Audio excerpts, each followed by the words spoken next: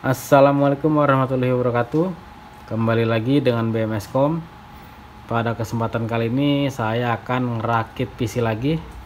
Ngerakit PC murah kere-hore dengan budget minim. Tentu saja budgetnya di bawah 1 juta ya. Jadi dengan budget di bawah 1 juta, lebih tepatnya sekitar 700 ribuan, kita bakal dapat PC apa ya? Yuk kita ikutin videonya ya, kita spill harga dan part-partnya. Untuk komponen yang pertama, di sini ada motherboard. Motherboard yang saya pakai untuk kali ini adalah H55 soket 1156. Dia support Intel generasi awal ya, generasi pertama. Ini merek X-Star. Saya dapat sudah include fan sama prosesor. Motherboard ini saya dapatkan dari marketplace Facebook dengan harga 150.000, tapi kondisinya minus ya. Jadi harddisk kadang nggak kebaca. Prosesornya sendiri ini udah Core i7 870.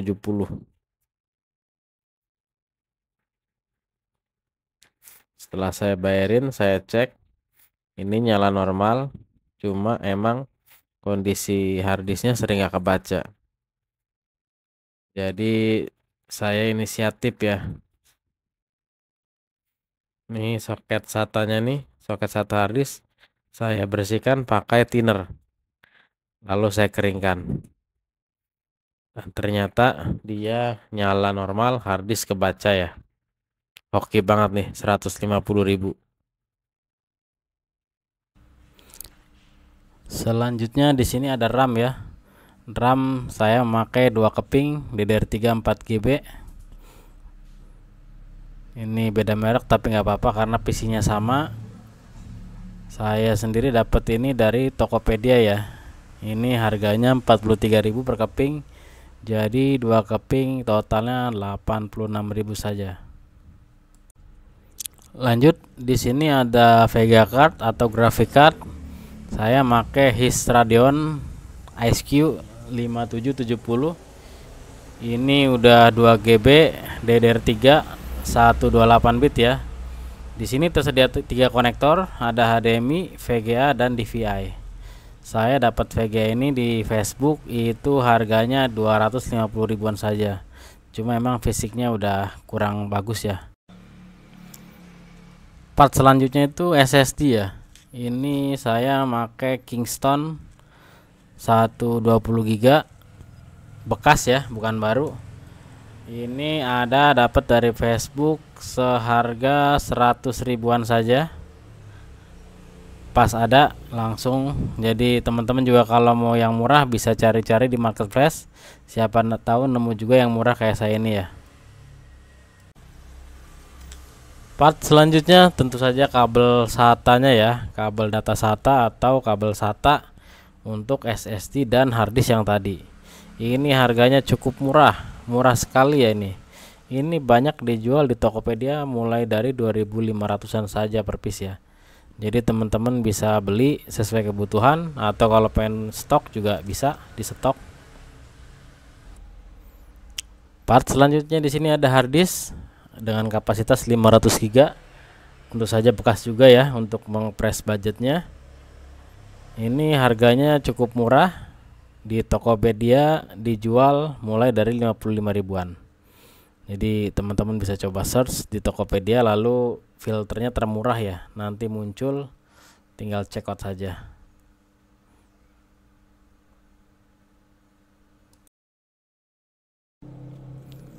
Dan yang terakhir di sini teman-teman pasti butuh casing ya, untuk tempat ngerakit komponen-komponen tadi atau part-part yang tadi kita sebutin.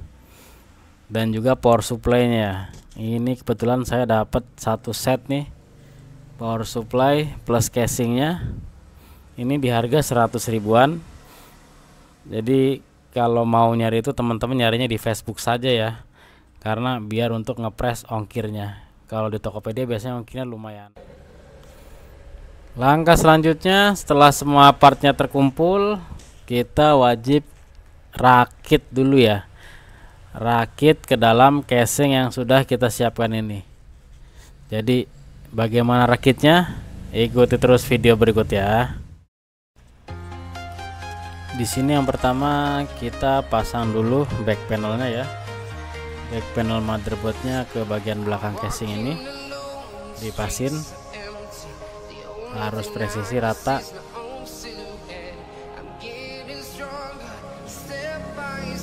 Kalau sudah rata kita tinggal siapin motherboardnya. Untuk memudahkan, biasanya saya kadang masang kabel-kabelnya di luar ya. Jadi sebelum motherboardnya dipasang ke casing, di sini kabel-kabel front panelnya biasanya udah saya pasangin dulu ya, untuk memudahkan. Karena kalau di dalam biasanya tempatnya sempit, kadang juga nggak terlalu kelihatan jelas ya, belum matanya udah agak kurang. Ini konektor buat HD audio ya, untuk front panel audionya. Yang ini untuk front panel USB nya ya, pasang di slotnya masing-masing, di soketnya masing-masing. Sini baru kita pasin motherboardnya di dudukan casing. Kalau udah semua, kalau udah posnya pas, kita tinggal pasang baut ya. Di sini ada beberapa baut, kita pasang semua aja supaya lebih aman, kuat motherboardnya.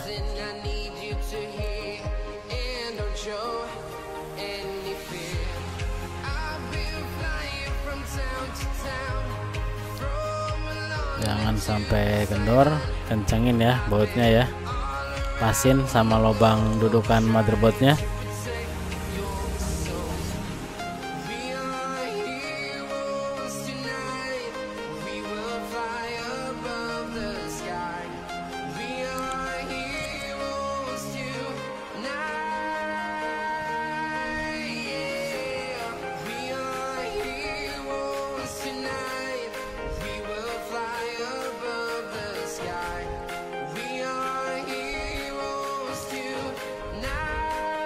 Selanjutnya kita tinggal pasang RAM-nya ya.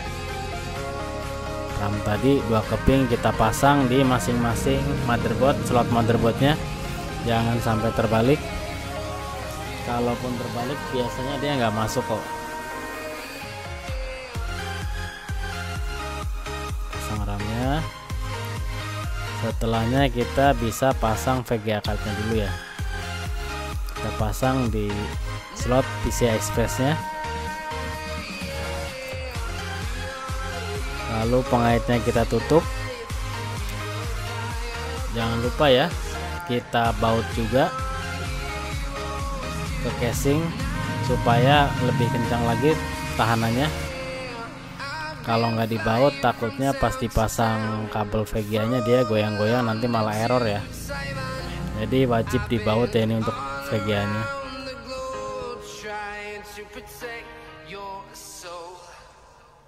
Nah, di sini selanjutnya kita pasang kabel-kabel dari power supply-nya. Ini kabel 24 pin powernya ya. Kita pasang juga kabel 4 pin powernya di motherboard. Karena kalau nggak kepasang udah dipastikan dia nggak bakal nyala ya. Lanjut kita pasang harddisk di tempat harddisknya itu. Bebas di sebelah mana aja. Jangan lupa kita baut harddisknya.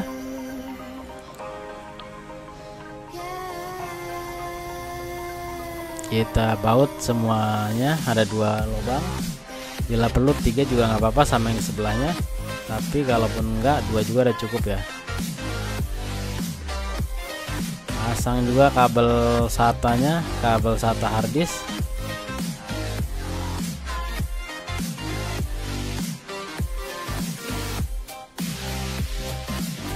Jangan lupa kabel power SATA-nya juga kita pasang, yang dari power supply ya. Yang dari power supply pun kita pasang ke harddisk.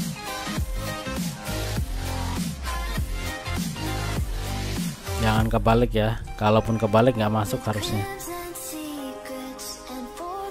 Nah, lanjut kita pasang SSD kita ya. Berhubung ini kan casing lama, jadi nggak ada yang pas nih buat SSD. Jadi solusinya di sini saya pakai double tip aja ya. Kita double tip, lalu kita tinggal tempel aja nanti di casing ya. Nah, ini pasang dulu kabel-kabelnya, kabel SATA-nya kita pasang yang ke SSD dan ke motherboard. Jangan lupa kabel powernya dari power supply juga kita pasang ke SSD-nya. Nah, kan kalau kebalik nggak masuk ya, jadi jangan dipaksa. Terus kita tempel aja di casing. Udah cukup kok. Ini dia penampakan PC kita setelah dirakit nih. Cukup bagus. Ini spesifikasinya sesuai tadi ya. Prosesornya Core i7 870, RAM-nya 8 GB ya. Ini prosesornya itu sendiri punya speed 2,93 GHz dan dia udah 4 core 8 thread dengan TDP-nya 95 watt ya. Ini termasuk Core i7 generasi pertama ya. Bisa dibilang sesepuhnya Core i7 ya. VGA-nya sendiri ini udah 2 GB DDR3 128 bit ya. Selanjutnya kita bakal coba untuk tes main game aja ya. Paling nggak banyak sih, tapi kita bakal coba tes main game. Bagaimana performanya di game? Ikuti terus videonya ya berikut ini. Untuk game yang pertama di sini ada Valorant ya. Settingannya di medium dengan resolusi 768p. Karena monitornya supportnya di situ, kita bisa dapat di 70-an fps ya.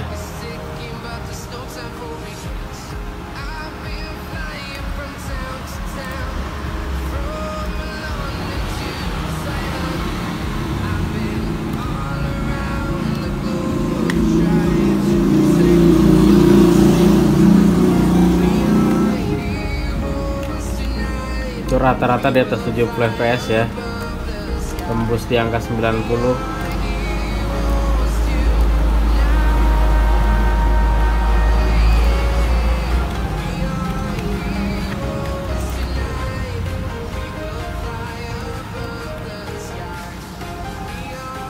Dia paling kecil di 60-an fps, tapi rata-rata di atas 70 fps ya.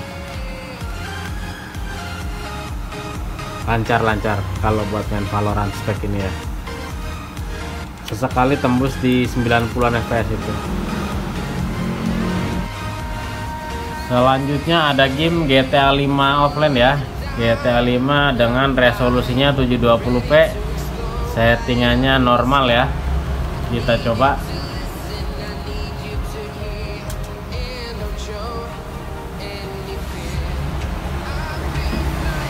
Ini benchmarknya ya, dengan Core i7 870, RAM-nya 4 GB, VGA-nya 2 GB DDR3.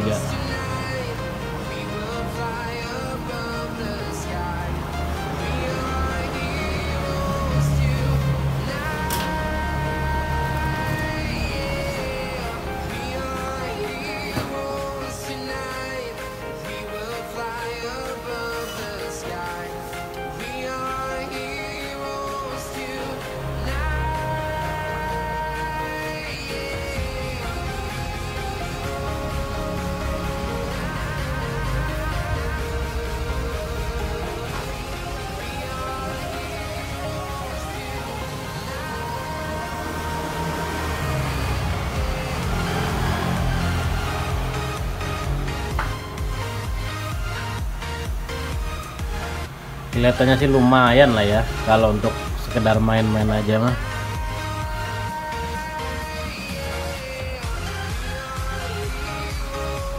FPS-nya masih di atas 20 ya, walaupun mungkin kurang bagus, tapi dengan spek kayak gini ya bisa lah untuk coba-coba mah.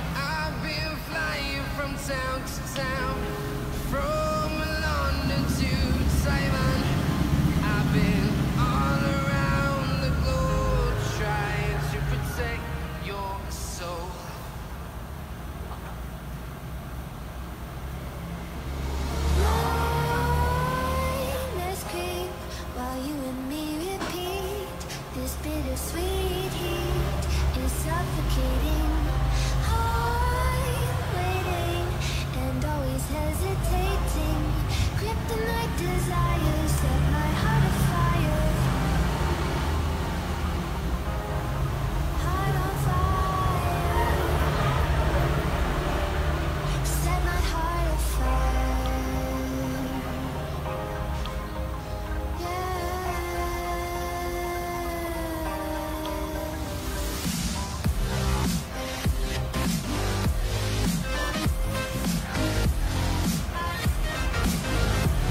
Bisa dilihat ya, rata-rata di 30-an fps.